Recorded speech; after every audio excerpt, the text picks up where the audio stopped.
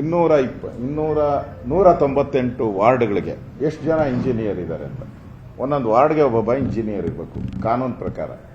ಅವ್ರು ಹೇಳಿದ್ರು 20 ಜನ ಇದ್ದಾರೆ, 20ರಿಂದ 25 ಜನ ಇದ್ದಾರೆ. ಕರೆಕ್ಟ್ ಅನಪ್ಪ?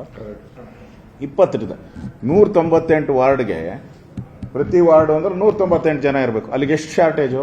90% ಇಲ್ಲ, ಇಂಜಿನಿಯರ್ ಇಲ್ಲ ಇಲ್ಲಿ. ಈಗೇನ್ ಮಾಡಕ್ ಹೊರಟಿದ್ದಾರೆ? 500 ಮಾಡ್ತಾ ಇದ್ದಾರೆ. 500 ಜನ ಎಲ್ಲಿಂದ ಅಪಾಯಿಂಟ್ಮೆಂಟ್ ಮಾಡಕ್ಕೆ ನಿಮಗೆ ಫೈನಾನ್ಸ್ ಡಿಪಾರ್ಟ್ಮೆಂಟ್ ಅವರು ಅನುಮತಿ ಕೊಡ್ತಾ ಇಲ್ಲ. ಕಳೆದ 20 ವರ್ಷದಿಂದ ಅನುಮತಿ ಕೊಟ್ಟಿಲ್ಲ. ನಮ್ಮ ಸರ್ಕಾರ ಇದ್ದಾಗ ಕೊಟ್ಟಿಲ್ಲ, ಯಾರಿದ್ದಾಗೂ ಕೊಟ್ಟಿಲ್ಲ. ಇಷ್ಟು ಜನ ಜೆಇಗಳೇ ಈಗ ಒಂದು 500 ಜನ ಜೆಇಗಳು ಬೇಕು. 500 ಅಲ್ಲ, 480 ಜನ.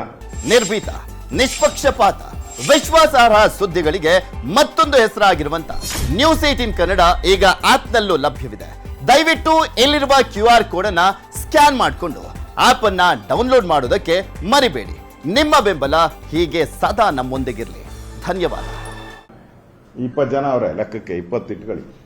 ಎಷ್ಟು ಜನ AW ಬೇಕು? ROಗಳು ಎಷ್ಟು ಜನ ಬೇಕು? AROಗಳು ಎಷ್ಟು ಜನ ಬೇಕು? ಸೂಪರ್ಡೆಂಟ್ ಇಂಜಿನಿಯರ್ಗಳು ಎಷ್ಟು ಜನ ಬೇಕು? ಎಲ್ಲಿಂದ ಬರ್ತೀರಾ? ಪಾಪರ್ ಎದ್ದೋಗಿದೆಯಲ್ಲ, ಕಾರ್ಪೊರೇಷನ್ನೇ ಪಾಪರ್ ಆಗ್ಬಿಟ್ಟಿದೆ. ದುಡ್ಡಿಲ್ಲ, ಹಳ್ಳ ಬಿದ್ದು, ಬೆಂಗಳೂರು ಬಿಡಿ ಹಳ್ಳ ಬಿದ್ದು ಎಲ್ಲ ಸೊಂಟ ಮುರ್ಕಂತವ್ರೆ. ಈ ಸೊಂಟ ಮುರ್ಕೊಳ್ಳೋದ್ರೊಳಗಡೆ ಈ ರಾಜ್ಯ ಕಾರ್ಪೊರೇಷನ್ ಸೊಂಟ ಯಾವಾಗ ಮುರಿದತ್ತೋ ಗೊತ್ತಿಲ್ಲ, ಜನ ಯಾವಾಗ ಹೊಡಿತಾರೋ ಗೊತ್ತಿಲ್ಲ ಇವರಿಗೆ. ಆ ಪರಿಸ್ಥಿತಿ. ಹಣ ಇಲ್ಲ ಒಂದ್ ಕಡೆ, ಅಧಿಕಾರಿಗಳಿಲ್ಲ ಎಲ್ಲೂ, ಪಾಲಿಕೆ ಮಾತ್ರ ಡಿವೈಡ್. ಅವಾಗ ಅದಕ್ಕೆ ಶಂಕುಸ್ಥಾಪನೆಯನ್ನು ಫಿಕ್ಸ್ ಮಾಡ್ಬಿಟ್ಟಾರೆ. 5 ಪಾಲಿಕೆಗೂ ಜಾಗ. ಈಗ ಜಯನಗರ ನೋಡಿ ಎಷ್ಟು ಕಾಂಗ್ರೆಸ್ ಅವರು ದುರಾಡಳಿತ ಅಂದ್ರೆ, ಜಯನಗರ ಇದೆಯಲ್ಲ ಬೆಂಗಳೂರು ಸೌತ್, ಅದಕ್ಕೆ ಕಾರ್ಪೊರೇಷನ್ ಮೇನ್ ಆಫೀಸ್ ಎಲ್ಲಿದೆ ಅಂದ್ರೆ ಚಿಕ್ಕಪೇಟೆಯಲ್ಲಿದೆ. ಚಿಕ್ಕಪೇಟೆ ಯಾರಿಗೆ ಸೇರ್ತತೆ? ಬೆಂಗಳೂರು ಸೆಂಟ್ರಲ್ಗೆ. ಮತ್ತೆ ನಾನು ಕೇಳಿದೆ, ಕಾರ್ಪೊರೇಟರ್ಗಳೆಲ್ಲ ಎಲ್ಲಿ ಕೂತ್ಕೊಂತಾರೆ? ಮೀಟಿಂಗ್ ಮಾಡ್ಬೇಕಲ್ಲ, ಡಿಸಿಷನ್ ತಗೋಬೇಕು. ಒಂದು ಚರಿತ್ರಾರ್ಹ ಡಿಸಿಷನ್ಗಳು ಮಾಡ್ಬೇಕಲ್ಲ ಕಾರ್ಪೊರೇಷನ್ ಒಳಗಡೆ. ಅಲ್ಲಿ ಮೇಲ್ಗಡೆ ಟೆನ್ನಿಸ್ ಕೋರ್ಟ್ ಐತಂತೆ, ಆ ಮೇಲ್ಗಡೆ ಹಾಲ್ ಟಾಪಲ್ಲಿ ಟೆನ್ನಿಸ್ ಕೋರ್ಟ್ ಐತಂತೆ, ಶೀಟ್ ಹಾಕಿಕ್ಕಿದ್ದಾರೆ. ಆ ಟೆನ್ನಿಸ್ ಕೋರ್ಟಲ್ಲಿ ಮಾಡೋದು. ಇಷ್ಟು ಅವ್ಯವ ಅಂತಾರೆ. ಮತ್ತೆ ಇವರೆಲ್ಲ ಇವಾಗ ಕಟ್ಟಕ್ಕೆ ಅವಾಗ ಗುದ್ಲಿ ಪೂಜೆಗೆ ಅವಾಗ ಕಲ್ಲು ರೆಡಿ ಮಾಡ್ಬಿಟ್ಟವ್ರು. ನಾನು ಕೇಳಿದೆ ಇವ್ರನ್ನ ಅಧಿಕಾರಿಗಳನ್ನ, ಸರ್ ಕಲ್ಲು ರೆಡಿ ಆಗಿದೆ, ಎಲ್ಲ ಕಡೆ ಗುದ್ಲಿ ಪೂಜೆ ಮಾಡ್ತೀರಿ ಅಂತ. ಇನ್ನಿರೋ 1.5 ವರ್ಷ ಆ ಬಿಲ್ಡಿಂಗ್ ಕಟ್ಟ ಮುಗಿಯೋಷ್ಟೊತ್ತಿಗೆ ಇನ್ನು 2 ವರ್ಷ, 2-3 ವರ್ಷ. ಆಮೇಲೆ ಏನು ಇರೋದೇ ಇಲ್ಲಲ್ಲ, ಕಾರ್ಪೊರೇಷನ್ನೇ ಇರಲ್ಲ. ಈ 5 ಕಾರ್ಪೊರೇಷನ್ನೇ ಇರಲ್ಲ. ಒಂದೇ ಬೆಂಗಳೂರು. ಇವತ್ತು ಡೆಲ್ಲಿ ಹೆಂಗಿದೆ, ಬಾಂಬೆ ಹೆಂಗಿದೆ, ಚೆನ್ನೈ ಹೆಂಗಿದೆ, ಹಂಗೆ ಹೈದರಾಬಾದ್ ಹೆಂಗಿದೆ, ಹಾಗೆ ಎಲ್ಲರೂ ಇಷ್ಟಪಡುವಂತ ಬೆಂಗಳೂರು ಒಂದು. ಈ ಯಾರಿಗೋಸ್ಕರ ಮಾಡ್ತಾ ಇದ್ದಾರೆ? ಇಷ್ಟು ಜನನ ವಸೂಲಿ ಮಾಡೋಕ್ಕೋಸ್ಕರ ಈಗ ಅಷ್ಟು ಅಪಾಯಿಂಟ್ಮೆಂಟ್ ಮಾಡಬೇಕು. ಸುಮಾರು 1,000ಕ್ಕೂ ಮೇಲೆ 1,500 ಜನ ಅಪಾಯಿಂಟ್ಮೆಂಟ್ ಮಾಡಬೇಕು. ಯಾರು ಕೊಡ್ತಾರೆ ಪರ್ಮಿಷನ್ ನಿಮಗೆ?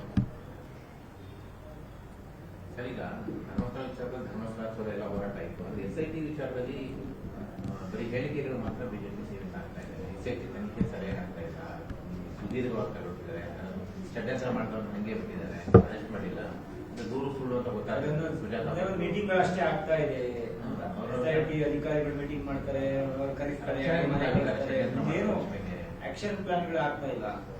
ಅವರು ಕಾಂಗ್ರೆಸ್ ಅವ್ರಿಗೆ ಬಿಜೆಪಿಯವರು ಹೋರಾಟ ಮಾಡ್ತಾರೆ ಅಂತ ತಿಳ್ಕೊಂಡಿರ್ಲಿಲ್ಲ.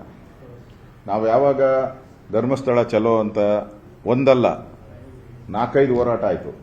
ಒಬ್ಬೊಬ್ಬ MLAನು, ನಮ್ಮ ರಾಮಮೂರ್ತಿನೂ ಮಾಡಿದ್ರು, ನಮ್ಮ ವಿಶ್ವನಾಥ್ ಮಾಡಿದ್ರು, ಮುನ್ರಾಜು, ಬೇರೆ ಎಲ್ಲರೂ ಮಾಡಿದ್ರು, ಸತೀಶ್ ರೆಡ್ಡಿ, ಎಲ್ಲರೂ ಒಂದೊಂದೇ ಆದ್ಮೇಲೆ ಒಂದೊಂದು ಹೋರಾಟಗಳಾಯಿತು.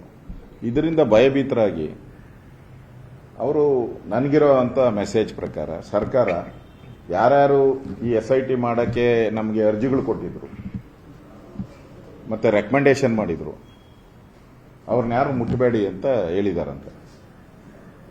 ಮತ್ತೆ ಚೆನ್ನೈಗೂ ಹೋಗಬೇಡಿ, ಕೇರಳಕ್ಕೂ ಹೋಗಬೇಡಿ, ಡೆಲ್ಲಿಗೂ ಹೋಗಬೇಡಿ ಅಂತ ಹೇಳಿದ್ದಾರೆ. ಅದಕ್ಕೆ ಸ್ಲೋ ಡೌನ್ ಮಾಡಿಬಿಟ್ಟಿದ್ದಾರೆ. ಗುಂಡಿ ಅಗೆಯೋದ್ರಲ್ಲಿ ಜಿಂಕೆ ವೇಗದಲ್ಲೂ ಓಡ್ತು. ಗುಂಡಿ ಅಗೆಯುವಾಗ ಜಿಂಕೆ ವೇಗದಲ್ಲಿ ಇದು ರೇಸ್ ಕುದುರೆ ಹೊಡೆದಂಗೆ ಹೋಯ್ತು. ಈಗ ತನಿಖೆ ಮಾಡೋದ್ರಲ್ಲಿ ಆಮೆ ರೀತಿ ತನಿಖೆಯನ್ನ ಮಾಡ್ತಾ ಇದ್ದಾರೆ. ಕರೀತಾರೆ, ಬಾಪ ನಾಳೆ ಬಾ ಅಂತಾರೆ. ಕರೀತಾರೆ, ಬಾಪ ನಾಳೆ ಮಾಡ್ತಾರೆ. ಯಾರೇ ವ್ಯಕ್ತಿ ಇದುವರೆಗೂ ತನಿಖೆಗೆ ಹೋಗಿರೋನು ಆಚೆ ಬಂದು ಪ್ರೆಸ್ ಮೀಟ್ ಮಾಡಂಗಿಲ್ಲ. ಇವರು ಓದ್ತಾರೆ, ಆಚೆ ಬಂದು ಪ್ರೆಸ್ ಮೀಟ್ ಮಾಡ್ತಾರೆ. ಅಂದ್ರೆ ಎಷ್ಟು ಅವ್ರಿಗೆ ಫ್ರೀಡಮ್ ಇದೆ ಅಂತ, ಒಳಗಡೆ ಎಷ್ಟು ಆರಾಮ್ಸೆ ಕಾಫಿ ತಿಂಡಿ ಕೊಟ್ಟು ಕಳಿಸ್ತಾರೆ ಅನ್ನೋದಕ್ಕೆ ಇದರಿಂದ ಸ್ಪಷ್ಟವಾಗಿ ಗೊತ್ತಾಗ್ತದೆ. ಎಲ್ಲೋ ಒಂದು ಕಡೆ ತನಿಖೆಯನ್ನು ಹಳ್ಳ ಹಿಡ್ಸೋಕ್ಕೆ ಕಾಂಗ್ರೆಸ್ ಅವರು ಸ್ಕೆಚ್ ಹಾಕೊಂಡಿದ್ದಾರೆ. ಯಾಕಂದ್ರೆ ಅವ್ರ ಬುಡಕ್ಕೆ ಬರ್ತೈತಿ ಮಾಡಿದೆ, ಅವ್ರ ಬುಡಕ್ಕೆ ಬರ್ತೈತೆ. ಅದಕ್ಕೆ ಹಳ್ಳ ಹಿಡಿಸುವಂಥ ಪ್ರಯತ್ನವನ್ನು ಮಾಡ್ತಾರೆ. ನೀವು ಬಿಡ್ತೀರಲ್ಲ? ನಾವು ಈಗಾಗಲೇ ಧರ್ಮಸ್ಥಳ ಉಳಿಸಿ ಅನ್ನೋ ಚಳುವಳಿ ಮಾಡಿದ್ದೀನಿ. ಯಾವುದೇ ಕಾರಣಕ್ಕೂ ಹಳ್ಳ ಹಿಡ್ಸೋಕ್ಕೆ ಬಿಡಲ್ಲ. ರಾಜ್ಯದ ಜನತೆಗೆ ನಾವು ಮಾಹಿತಿ ಸರಿಯಾಗಿ ಕೊಡ್ತೀರಿ. ಆಗಿಲ್ಲ ಅಂದರೆ ನಾವು ಕೋರ್ಟ್ಗೂ ಕೂಡ ಇದ್ರ ಬಗ್ಗೆ ಮನವಿ ಸಲ್ಲಿಸಿ ಸರಿಯಾದಂಥ ತನಿಖೆ ಆಗೋಕ್ಕೆ ನಾವು ಕೋರ್ಟ್ಗೂ. ಸರ್, ಕೊನೆಯ ಪ್ರಶ್ನೆ. ಈ ಬಂಗ್ಲಾಗುಡ್ಡದಲ್ಲಿ ರಾಶಿ ಹೆಣ ಇತ್ತು, ತಲೆಬುರುಡೆಗಳು, ಅಸ್ಥಿಪಂಜರಗಳಿತ್ತು. ಎಲ್ಲಿ? ಬಂಗ್ಲಾಗುಡ್ಡದಲ್ಲಿ, ಧರ್ಮಸ್ಥಳದ ಬಂಗ್ಲಾಗುಡ್ಡದಲ್ಲಿ ಅಸ್ಥಿಪಂಜರಗಳು ಅಷ್ಟೊಂದಿತ್ತು. ಆ ವಿಠಲಗೌಡ ಅನ್ನೋ ವ್ಯಕ್ತಿ, ಸೌಜನ್ಯ ಮಾವ ಹೇಳಿದ್ದಾನೆ. ಅದ್ರ ಬಗ್ಗೆ ಬಿಜೆಪಿಗೆ ಏನ್ ಹೇಳ್ತಾರೆ ಅಂತೇಳಿ ಪ್ರಿಯಾಂಕಾ ಖರ್ಗೆ ನಿನ್ನೆ ಕೇಳಿದ್ದಾರೆ. ಸರ್ಕಾರ ಅವ್ರದ್ದಲ್ಲ. ಈಗ ಬುರುಡೆ ತಂದಲ್ಲಪ್ಪ, ಆ ಬುರುಡೆ ತಂದೋನೆ ಬುರುಡೆ ಆಗೋದ್ನಲ್ಲ ಈಗ. ಈಗ ಇನ್ಯಾವುದು ಸಾವಿರ ಆಯ್ತಲ್ಲ, ಅದು ಬುರುಡೆಗಳನ್ನ ಎತ್ಕೊಂಬರ್ಲಿ ಹೋಗಿ. ಧರ್ಮಸ್ಥಳಕ್ಕೆ ಹೋದವರು ಸೌಜನ್ಯ ಮನೆಗೂ ಹೋಗಿದೆ. ಬಿಜೆಪಿ ನಾಯಕರು ಸೌಜನ್ಯ ಮನೆಯವರಿಗೆ ಏನ್ ಹೇಳಿ ಬಂದ್ರಿ ಅಂತ ಕೇಳಿದ್ರೆ ಏನು ಹೇಳಿ ಬಂದ್ರಿ ಅಂತ ಮಾಧ್ಯಮದೆಲ್ಲರೂ ಹೇಳಿದ್ದಾರೆ. ನಮ್ಮ ಅಧ್ಯಕ್ಷರು ಮಾಧ್ಯಮದಲ್ಲಿ ಪ್ರೆಸ್ ಮೀಟ್ ಮಾಡಿ ಹೇಳಿದ್ದಾರೆ. ಕದ್ದು ಮುಚ್ಚಿ ಏನಿದೆ ಹೇಳಿದ್ದಾರೆ. ಅವ್ರು ಪೂರ್ತಿ ನಾವು ಬೆಂಬಲ ಕೊಡ್ತೀರಿ ಅನ್ನೋ ಮಾತನ್ನು ಹೇಳಿದ್ದಾರೆ. ಆ ವಿಚಾರಕ್ಕೂ ಧರ್ಮಸ್ಥಳದ ವಿಚಾರಕ್ಕೂ ಸಂಬಂಧ ಇಲ್ಲ. ಧರ್ಮಸ್ಥಳದೇ ಬೇರೆ. ಇವರು ಈ ಅಜೆಂಡಾನೇ ಏನಿತ್ತು, ಈ ಕಮ್ಯುನಿಸ್ಟೇ ಅವ್ರದ್ದು, ಮತ್ತೆ ಈ ಗ್ಯಾಂಗ್ ಏನಿತ್ತು ಅವ್ರದ್ದು, ಧರ್ಮಸ್ಥಳನ ಹಾಳು ಮಾಡಬೇಕು ಅನ್ನೋದು ಇದ್ದಿದ್ದು. ಅವ್ರಿಗೆ ಸೌಜನ್ಯ ಪ್ರಕರಣ ಅಲ್ಲ. ಸೌಜನ್ಯ ಆಗಿದ್ರೆ ಸೌಜನ್ಯದ ಬಗ್ಗೆ ಹೋರಾಟ ಮಾಡಬೇಕಾಯ್ತು. ಅಲ್ಲಿ ಸಾವಿರಾರು ಇದೆ ಅಂತ ಯಾಕೆ ಬಂದರು? ಅಂದ್ರೆ ಧರ್ಮಸ್ಥಳ ಬಗ್ಗೆ ಅಪಪ್ರಚಾರ ಮಾಡಬೇಕು ಅನ್ನೋದು ದೃಷ್ಟಿಯಿಂದ ಇಟ್ಕೊಂಡು ಮಾಡಿದ್ದು. ಅದು ಫೇಲ್ ಆಯ್ತಲ್ಲ ಈಗ. ಅದಕ್ಕೆ ಹೊಸದಾಗಿ ಬಂದು ಬಿಟ್ಟಿದ್ದಾರೆ. ಈಗ ಯಾರೋ ಬಟ್ಟೆನ ಹಿಡ್ಕೊಂಡ್ ಬಂದಿದ್ರಲ್ಲ, ಯಾರ ಅನನ್ಯ ಭಟ್. ಅನನ್ಯ ಭಟ್ಟನ್ನು ಹಿಡ್ಕೊಂಡ್ ಬಂದಿದ್ರು. ಸುಜಾತ ಭಟ್ಟು, ಅನನ್ಯ ಭಟ್ಟು ಮಗಳು. ಹಿಡ್ಕೊಂಡ್ ಬಂದಿದ್ರು. ಅದು ಆಯ್ತು. ಬುರುಡೆನ ಹಿಡ್ಕೊಂಬಂದ್ರು, ಬುರುಡೆದು ಹೋಯ್ತು. ಈಗ ಹೊಸದಾಗಿ ಒಂದು ಬಿಟ್ಟವ್ರೆ. ಯಾಕಂದ್ರೆ ನಿರ್ಭೀತ, ನಿಷ್ಪಕ್ಷಪಾತ, ವಿಶ್ವಾಸಾರ್ಹ ಸುದ್ದಿಗಳಿಗೆ ಮತ್ತೊಂದು ಹೆಸರಾಗಿರುವಂತ ನ್ಯೂಸ್ 18 ಕನ್ನಡ ಈಗ ಆಪ್ನಲ್ಲೂ ಲಭ್ಯವಿದೆ.